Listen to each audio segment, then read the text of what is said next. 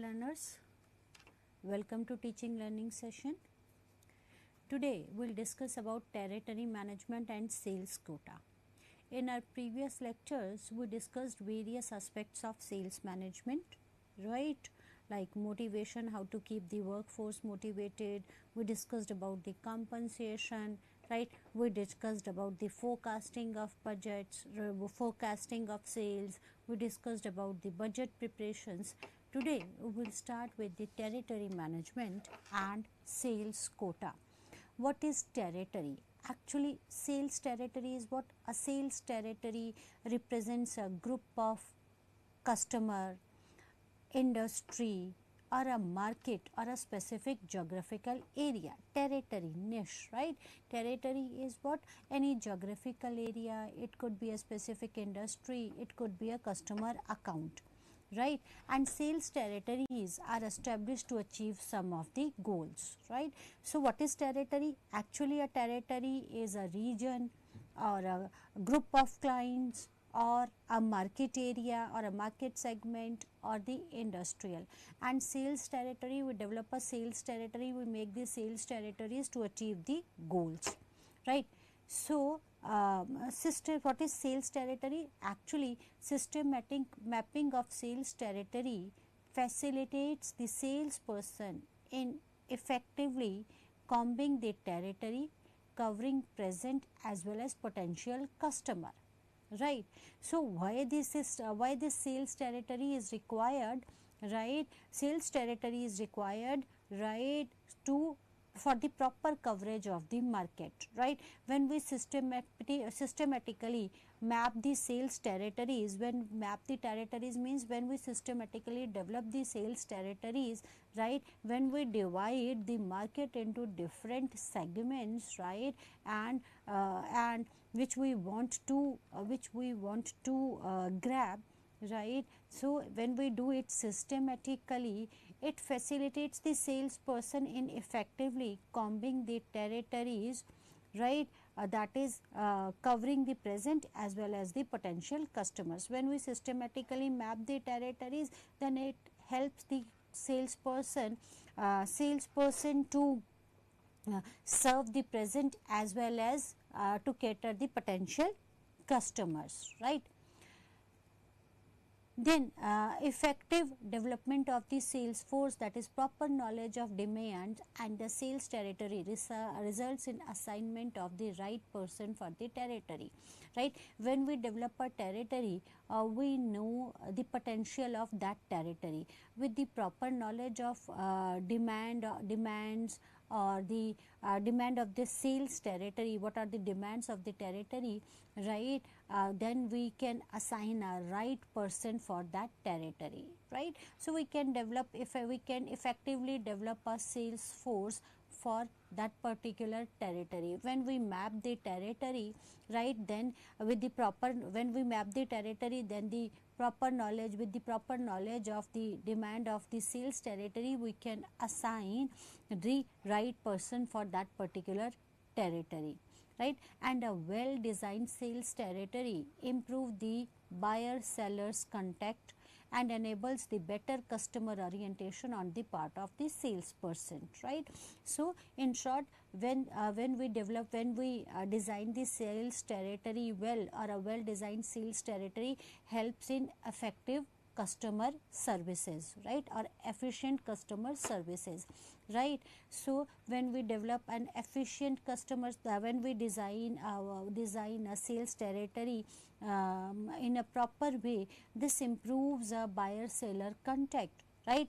And it enables the better customer orientation on the part of the salesperson, so that the salesperson, when there is a well defined territory and we know the sales potential of that territory, right, and we can, and by defining the territory, sales territory, and by giving the goal to the salesperson, right, the salesperson can cater to the present and the potential customer, and where they can be in contact with the customer, right, and it helps in better customer orientation right, on the part of the salesperson. And this one-to-one relationship of the customer with the salesperson is the face of the organization.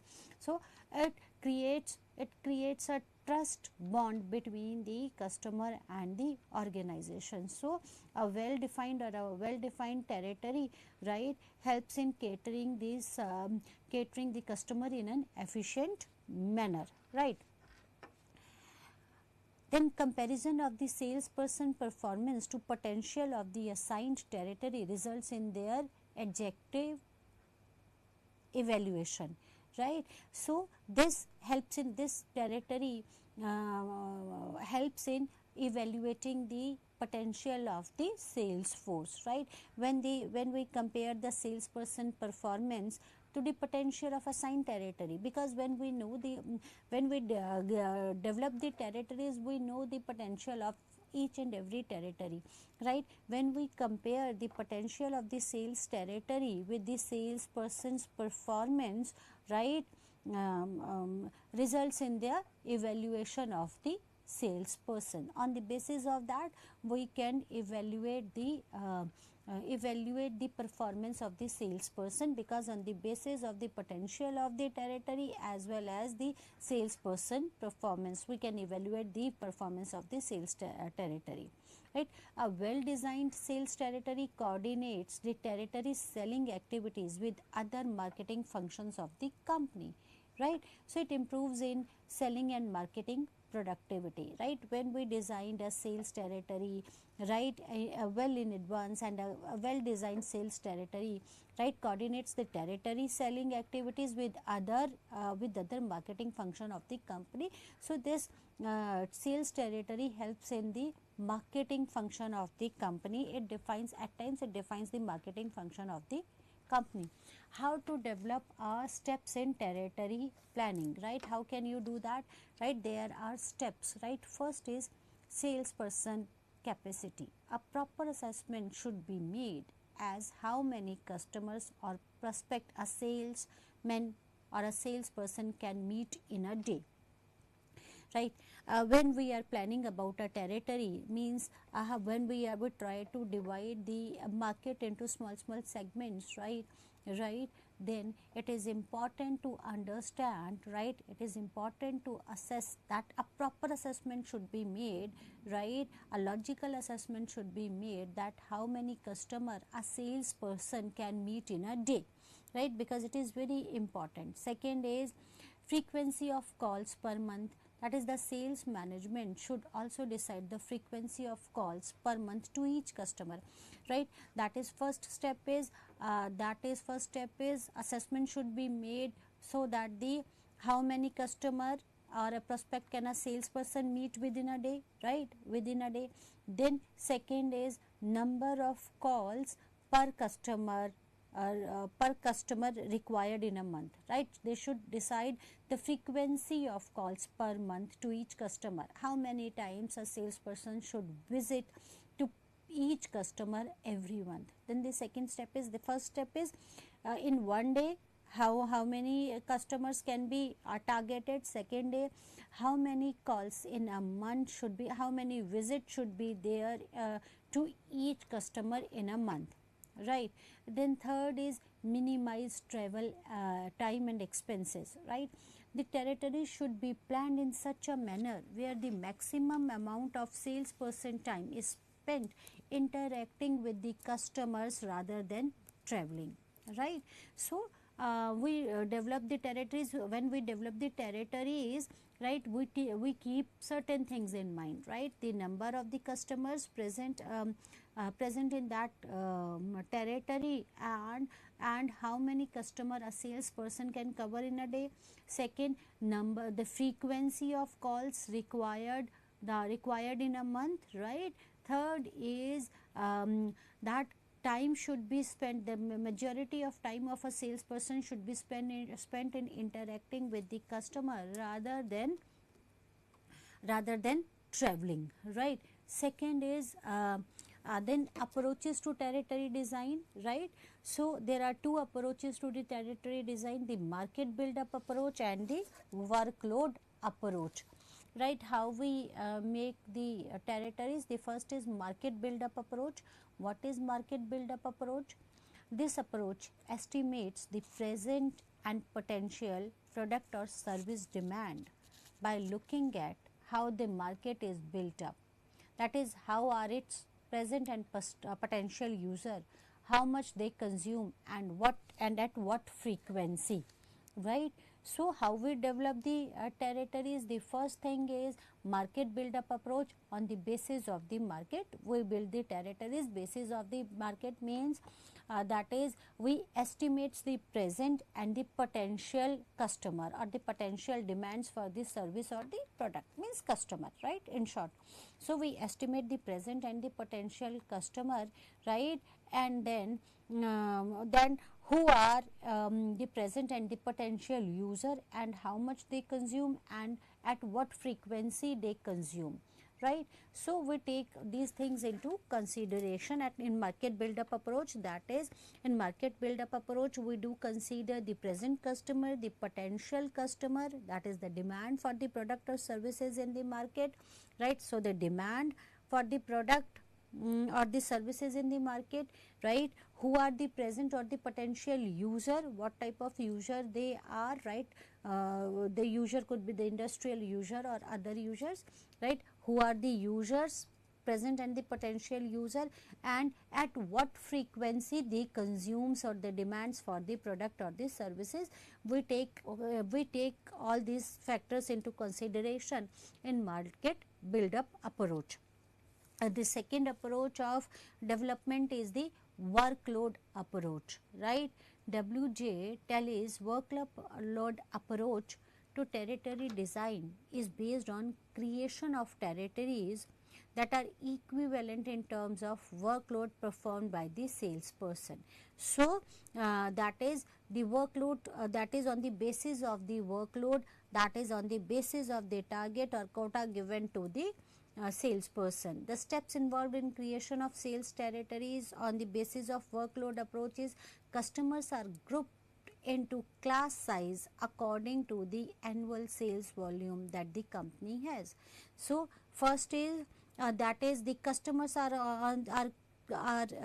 grouped on the class sizes according to the annual sales volume that the company has. On the basis of the sales volume of the company, right, that customers are grouped, right. Then on the basis of that we can give the workload to the customer. Then the optimum call frequency for each class of customer are estimated, that is on the basis of, first is on the basis of the class size, right.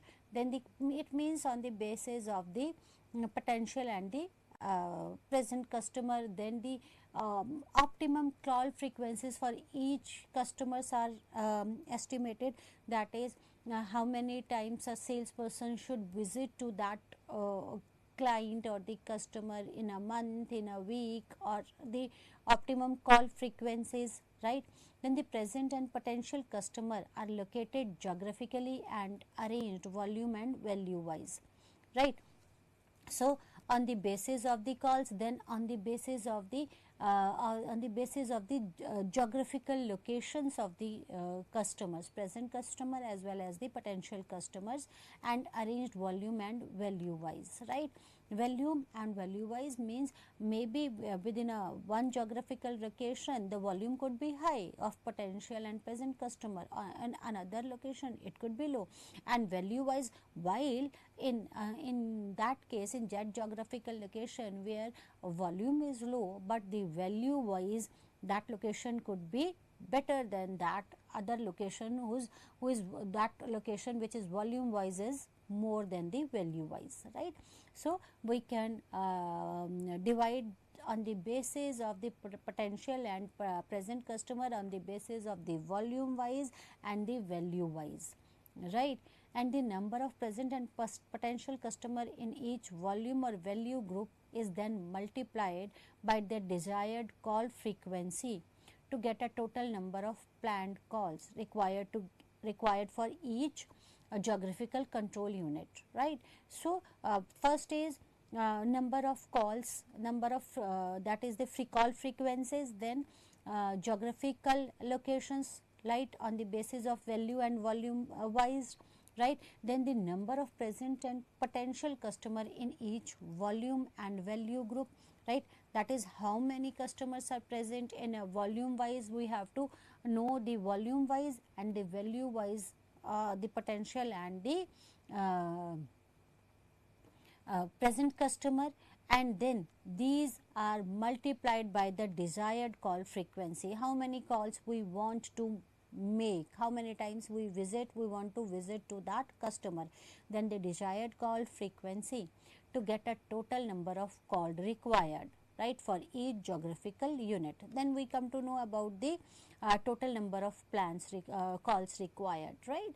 That is the number of desired call frequency. Suppose we want to visit every customer once in a week, then multiply it with the volume and the value, right, group, and then we'll come to know about the total number of planned calls required for each geographical or control unit, right. And this is followed by determination of geographical control unit, in that these are carved out of territory in com to maximum, giving adequate workload to the salesperson as well minimize if not eliminating the unproductive time spent in covering the distance between two calls and the post call activity, right. By doing this, we come to know about the number of calls required in that particular geographical location, right. Then we will come to know about the workload of each salesperson, what would be the advocate workload for the each salesperson, right. We should provide an adequate workload for each salesperson, that is if not eliminating the unproductive time, and we should actually it is required that depends, again varies, right, that there is that we should eliminate that unproductive time spent covering the distance between the two calls and the post call activities, right. So this is how we can estimate the workload, and we can define the geographical territory. We can define the territories, sales territories, and can give the, right. So sale territories is what? Sale territories is when we divide the market, when we divide our target market, right, into segments on the basis, either on the basis of the workload or on the basis of the demand, right. So market demand, on the basis of the market demand or on the basis of the workload, that is known as sales territories. Sales quota, what is quota? Sales quota, that is sales quota is a quantitative goal assigned to sales unit relating to a particular period.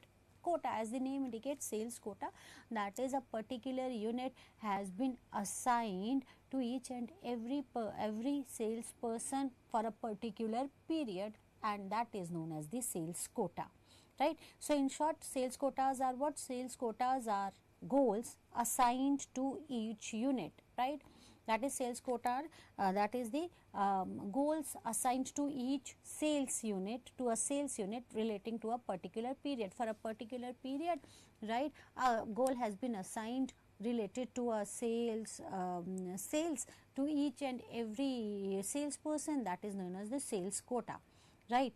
The sales unit may be the salesperson, it could be on the basis of the branch office, region office, or the distributor. That unit, that when we assign a goal to a sales unit for a particular period, that is known as the sales quota, right. And that unit could be a salesperson. When we are assigning a goal to a particular salesperson, right, that is, then the unit is the salesperson. When we are that unit could be a branch office. When we are assigning a particular quota to the branch office or the regional office or to the distributor, right, that is known as the sales quota, right. So when we assign the sales unit, a particular sales unit, or when we assign when we give a quantitative goal to sales unit, right, for a particular period or to a particular period, that is known as sales quota.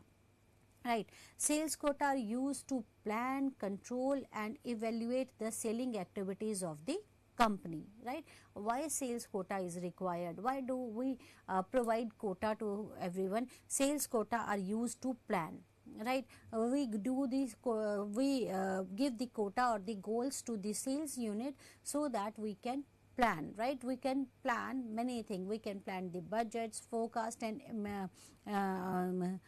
everything. So it used in plan. Then sales quota helps in control, right. When we assign a quota to the sales unit, then we can evaluate whether we are able to achieve our targets or not, right. Then we can evaluate the selling activities, whether we are able to achieve our targets or not, or goals or not. If we are able to achieve our targets, then good, right. Then we can further plan, right. Or if not able, suppose if we deviate from the desired goals, right, then we can evaluate the reasons for the deviation and can take the control measures, right. So sales quota actually helps in planning. Suppose if planning is we can evaluate, that is through sales quota we can evaluate the selling activities of the company, right. So selling activities of the company, suppose if we are able to achieve our target easily, then for next time we can plan for a better plan, that we can plan in a way that we can sell, that the market potential is more and we can sell more, so we can plan accordingly. And suppose if not able to achieve our target or the goal or the quota, right, our goal, right, then we can evaluate the reason for the deviations from the plan and can take the control measures so that we can achieve our goals, right. And this sales quota provides a source of motivation. Motivation is what as I told you, what is motivation? The reason for one's action is motivation, and this goals or this quota motivates the workforce. It provides a source of motivation, right. A basis for incentives, how it motivates, right, that it gives a source of motivation when someone achieves the goals or the quota or the targets, right. It could be basis for the incentive, right, incentive compensation, maybe they might get compensation, and that could be in the term of monetary motivation, right. This keeps the workforce motivated, right. Or standard for performance evaluation of the salesperson, right. There could be monetary motivation could be in the monetary terms and the non-monetary terms. This quota motivates the workforce in monetary terms, that is by when the company provides incentives or compensations, right, to achieve the targets or after achieving the targets or the goals or the quotas. Or it could be in the non-monetary terms, that the standard for performance, that is appreciation on achieving the targets, right, on achieving the targets. Company, that salesperson or the salesperson might be appreciated, get the appreciation from the work from the management, right. And as well as this quota, right, actually sets a standards for performance evaluation of the salesperson, right. So on the basis of this quota, right, we can evaluate the performance of the salespeople, right, and it uncovers the strength and the weakness, right, in the selling structure of the firm. This sales quota actually helps in evaluating the salesperson, as well as evaluation of strength and weakness in the selling structure of the firm, so that accordingly organization can take actions, right. So quotas are very important. Quotas are nothing but when we set a goal in quantitative terms, when we set quantitative goals for a particular selling unit for a particular time period, that is known as quota, right. So when we set a quantitative goals for a particular for selling unit for a particular time period, that is known as quota, right. Why quotas are required, right? Because it provides the goal. Quotas provides the goals to the selling unit, right? Because it gives goals means objectives, right? It is that the objective that this goals should be that assess specific goals. These specific goals motivates the workforce, right? It provides the goals to the workforce or to the selling unit, right? And it motivates the workforce, right? Incentives and measurable performance standards, right? So these quotas, these goals, right, keeps the workforce motivated, and by achieving these goals, they might get incentives which motivates the workforce, and as well as these quotas, right, sets the measurable performance standard, right? On the basis of that, we can evaluate the salesperson performance as well as performance of the firms, right? Performance of the sales strategies of the firm, right? Quota provides a salesperson, distributive outlets and other engaged in selling activities goals and incentives to achieve certain performance level, and helps to define a measurable standards for all stakeholders, right? So through quotas, it motivates the workforce, right? As well as it set the standard, a measurable standards for all stakeholders, right? Sales quota controls the salesperson activities and motivates for the desired performance, right? That is, this quota provides an opportunity to direct and control the selling activities of salesperson, right? These quotas directs, that is, they provide these quotas, provide them the objective, what are their objective, what they are supposed to do, and it helps in controlling the selling activities of the salesperson. It keeps control if something, if the sales unit deviates from the quota, then can take the control measures, right? Salesperson are held responsible for certain activities of customers per day, calling on new account, giving minimum number of demonstration and realizing of company's account. Because then the sales quota, right, sales quota keeps the workforce engaged, right?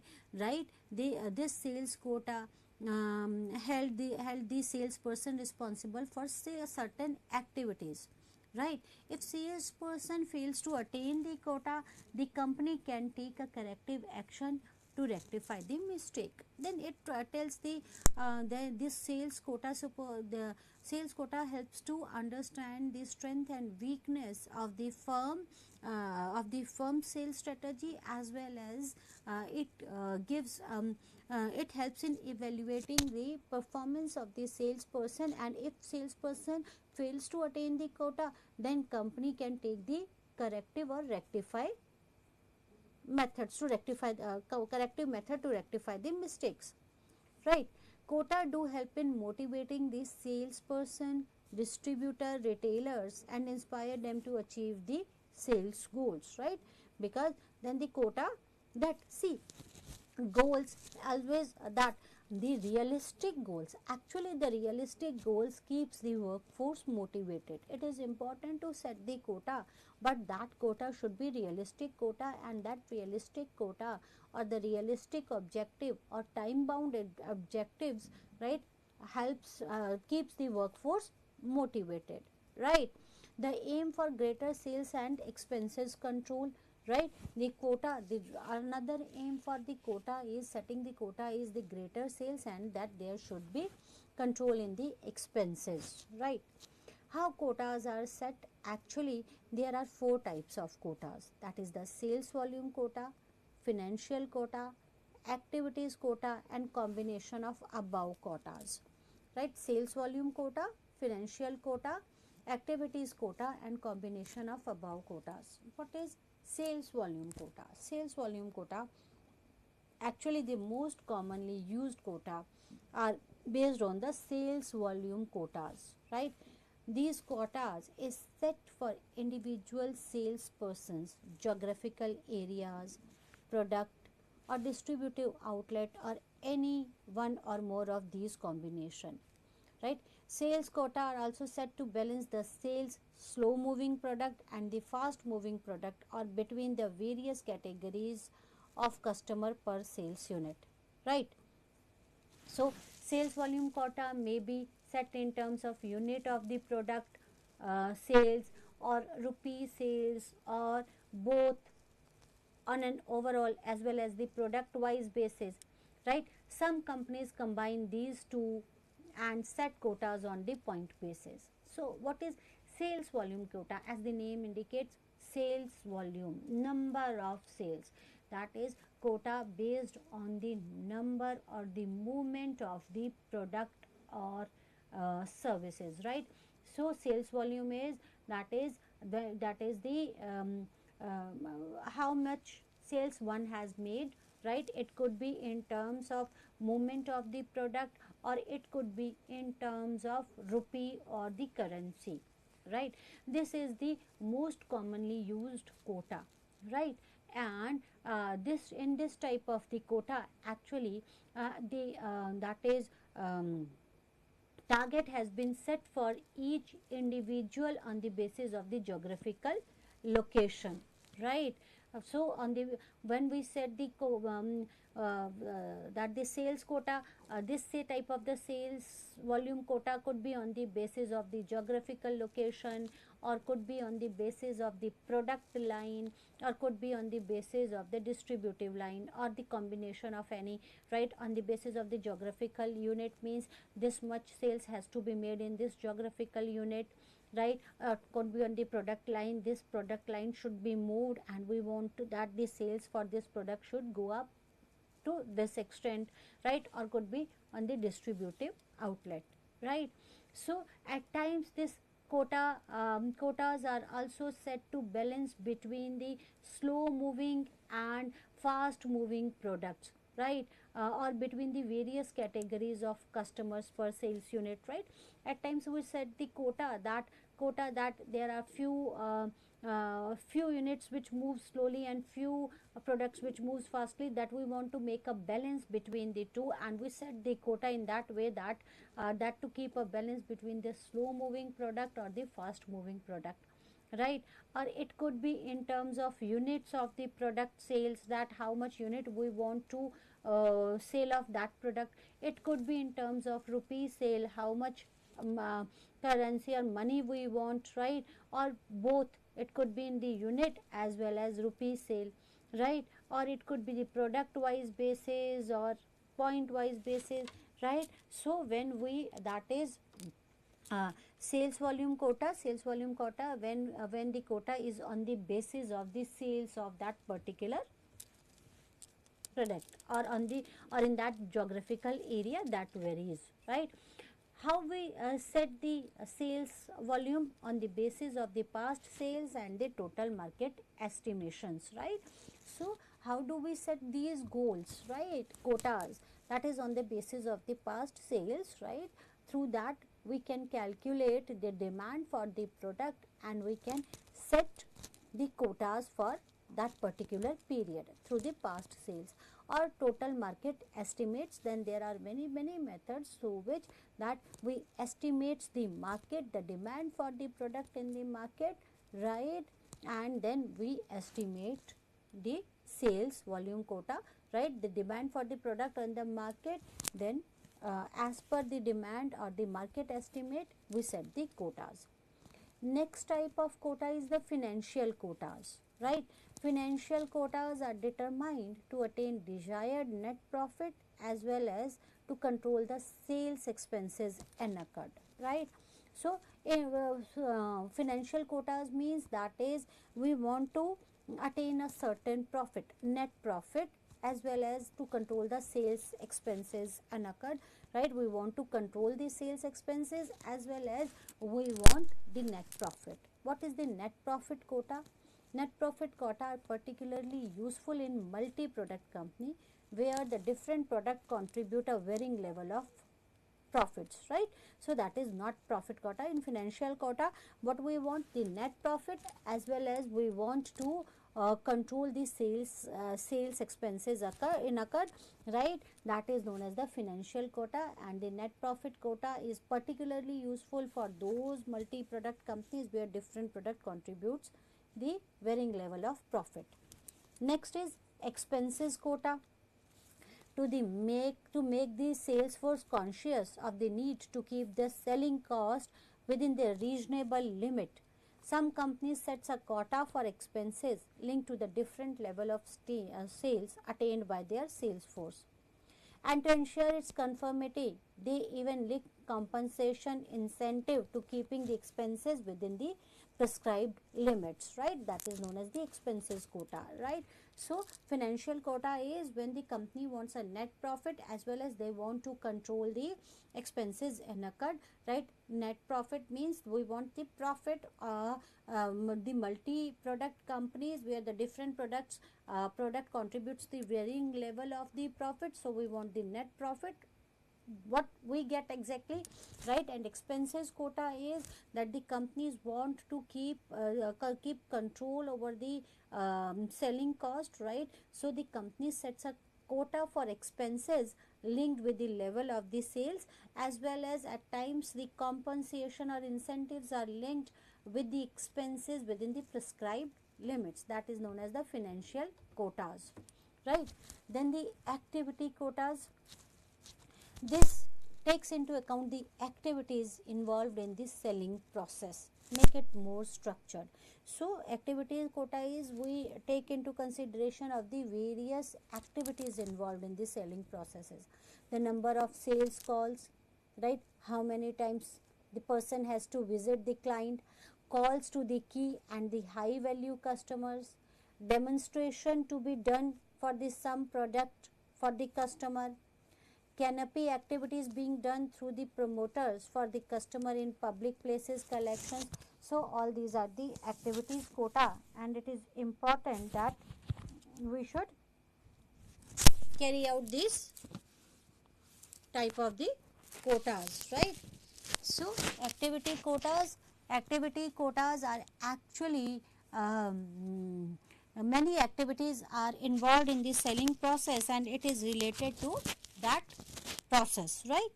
So it involves the selling process, and it is the more structured way, right? That is the number of the sales calls, calls for the key customers, demonstration, canopy activities, and many other activities, right?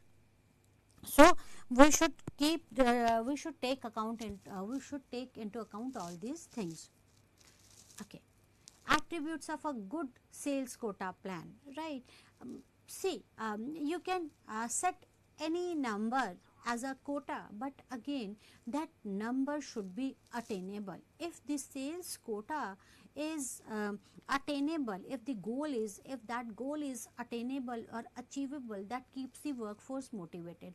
But if on the other hand, if that quota or that goal is unachievable, that makes the workforce stressed, right? They lose interest in their work, right? So it is very important that we should make the quotas, that is we should make the goals which are achievable, and there are attributes for the good sales quota plan. That is, it should be realistic and attainable. As I said, it should be realistic and attainable because realistic and attainable goals motivates the workforce.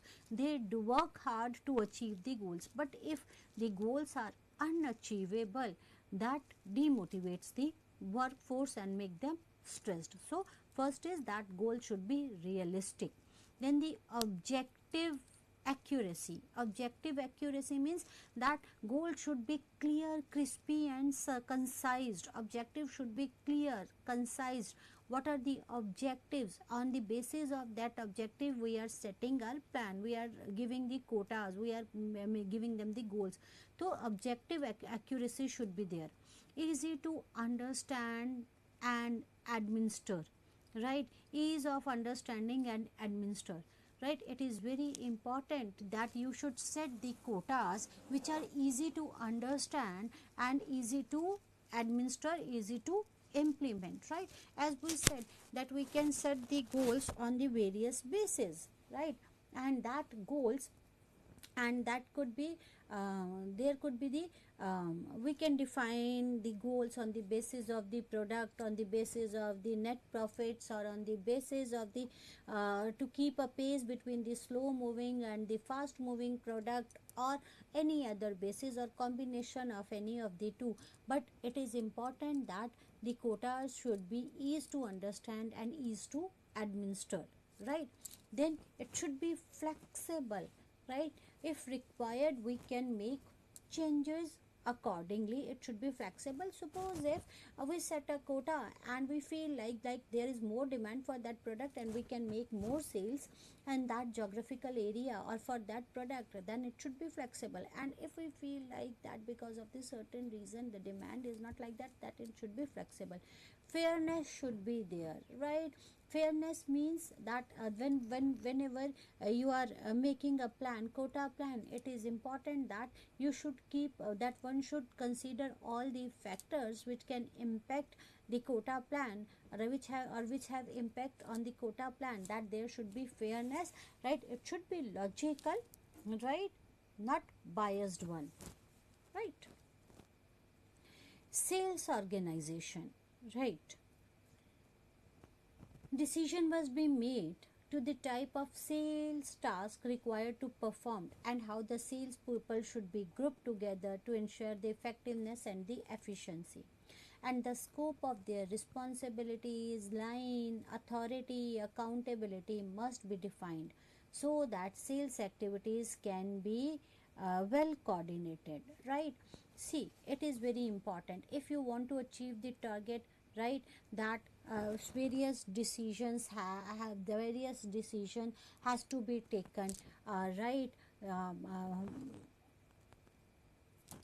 it has to be taken from time to time, right?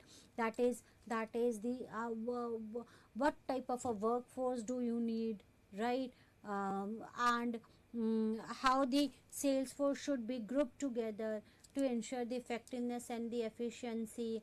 What will be the responsibilities of the salesperson, the line of authority, hierarchy. It is important to define line of authority means hierarchy and accountability, right? It all this is required or defined in such a way that there should be a well coordination, right? So for this we need a sales organization, right? Why do we need a sales organization? We need a sales organization. First is to define the line of authority, right? That is, line of authority means hierarchy. It is very important to define the line of hierarchy, and the sales organization defines the line of hierarchy, right?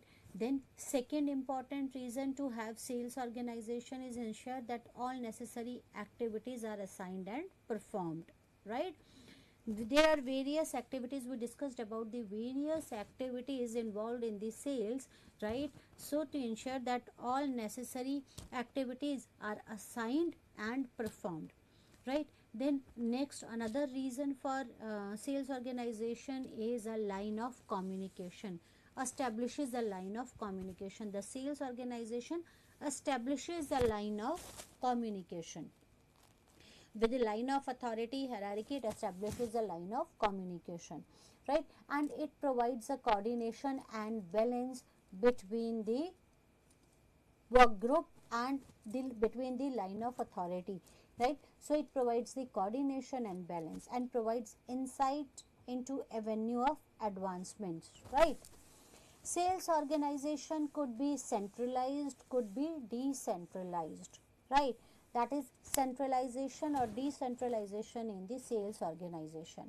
In centralized organization, in centralized system, the recruitment, compensation, evaluations all are managed by the central headquarter. Only the central system or the headquarter manages everything, that is the recruitment, training, compensation, evaluation, everything.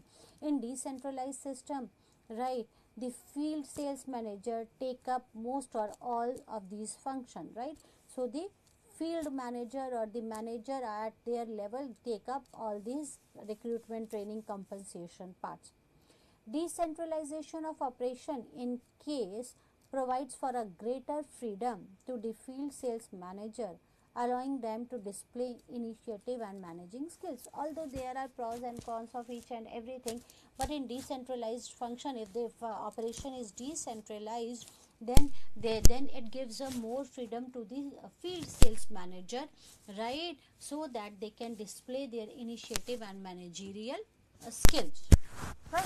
So it is important that the sales that there should be a sales management, right. The sales management could be centralized or decentralized, and there is a reason for this sales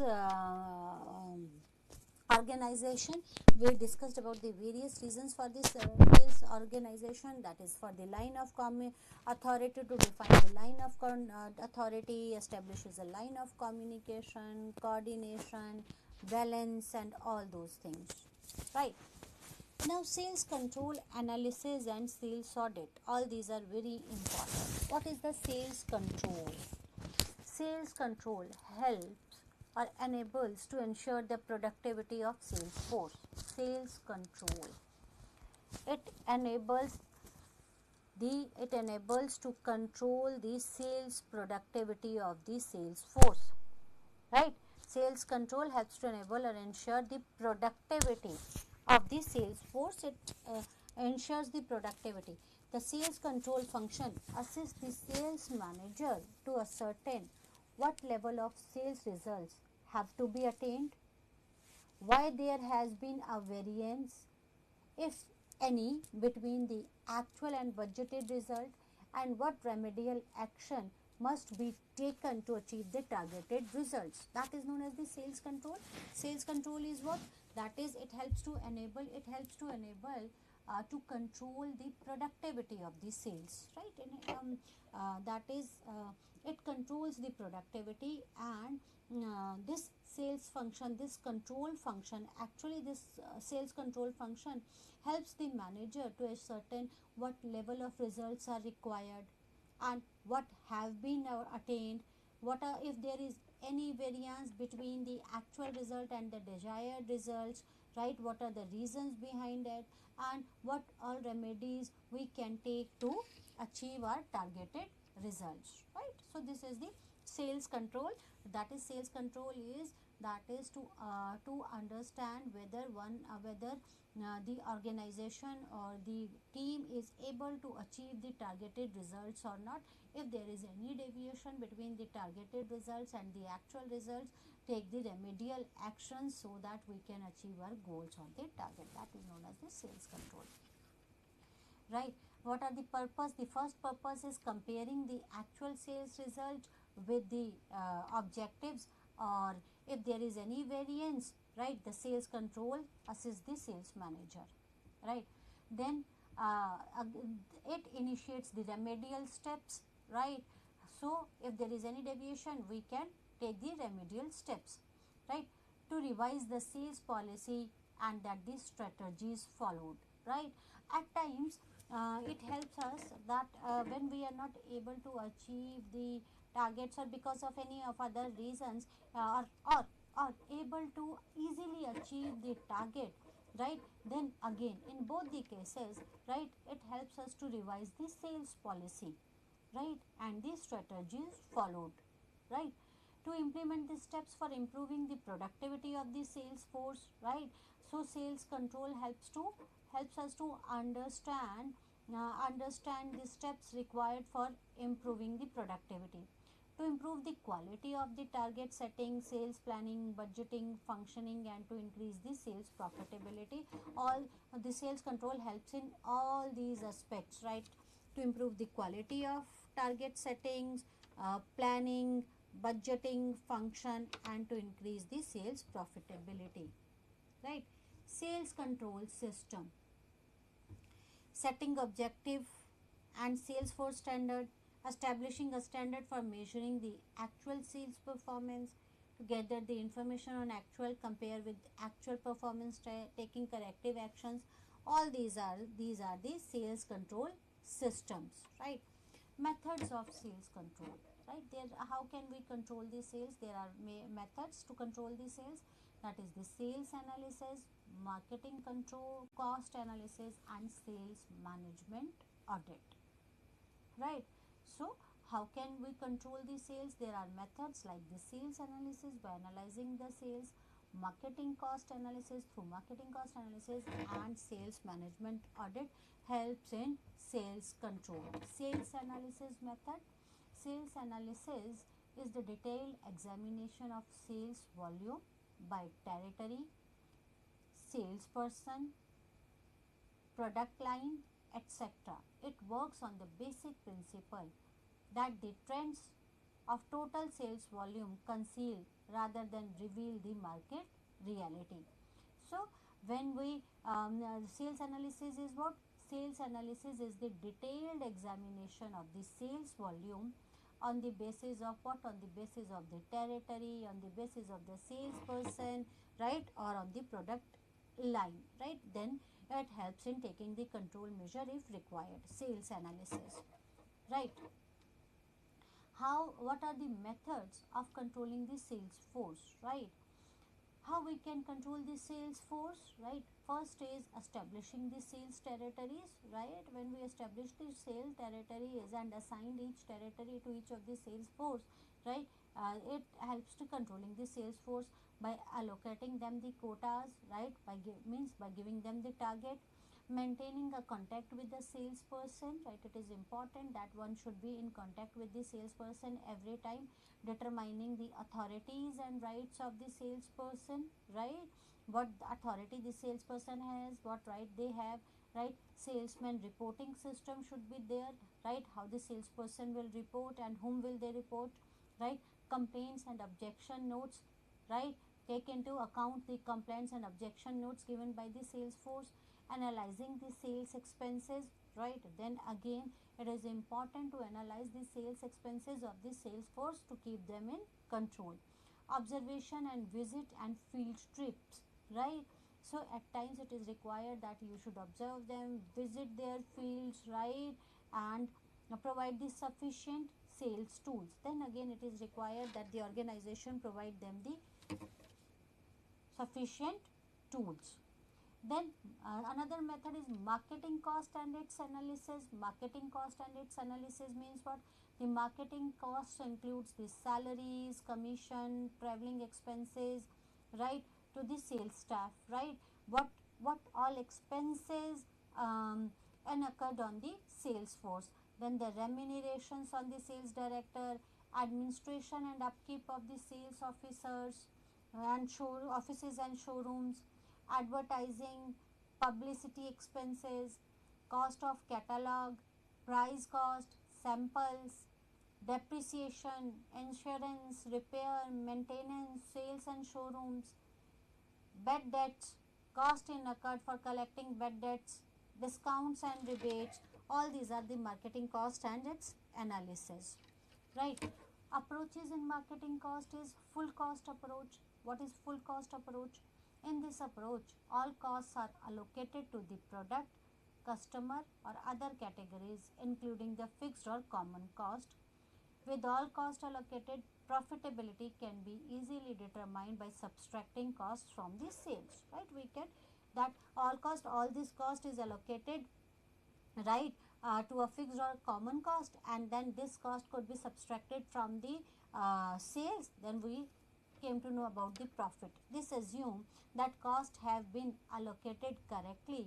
However, the allocation of marketing cost is not an easy task in practice. Then the contribution marketing approach. Contribution marketing approach. In this approach, not all costs are allocated in all situations. This approach focuses on the variable cost and allocates them, leaving fixed cost unallocated. It helps the manager to avoid conflict over the allocation of fixed cost. So, this is another method, that is the contribution margin approach, right? Usefulness of marketing cost analysis, right, that is relative cost and profitability of sales operation could be known. Minimum order level quantities could be known. Productivity of salesperson will come to know. Advocate sales force, it helps in analyzing the adequate number of the adequate sales force, number of outside salesperson and in-house persons required. then the incremental increase sales volume required to be profitable, right? And then the profitability of different sales promotion technique we came to know about them, and profitability of different marketing mixed programs we came to know about all these things, right? So today we discussed about the territory management, sales quota, right? And territory management is what? Territory management is it represents a group of customers or industry or a market or a specific geographical areas, right? And the sales territories are established for achieving some of the goals, right? So on the basis of the customer account, on the basis of the market or the specific geographical area, that is goals, we set certain goals, and those geographical areas or market or the customer, they are known as the territories, right? And then we discussed about various steps involved in the territory planning. We discussed about the approaches of the territory design, right? Various approaches. Then we discussed about quota. What is the sales quota, right? What is sales quota? Sales quota is nothing but the quantitative unit, right? A quantitative goals assigned to the sales unit, each sales unit for a particular time period, that is known as the sales quota, right? We discussed about why sales quota is required, right? Then then we discussed about how we set the quotas, right?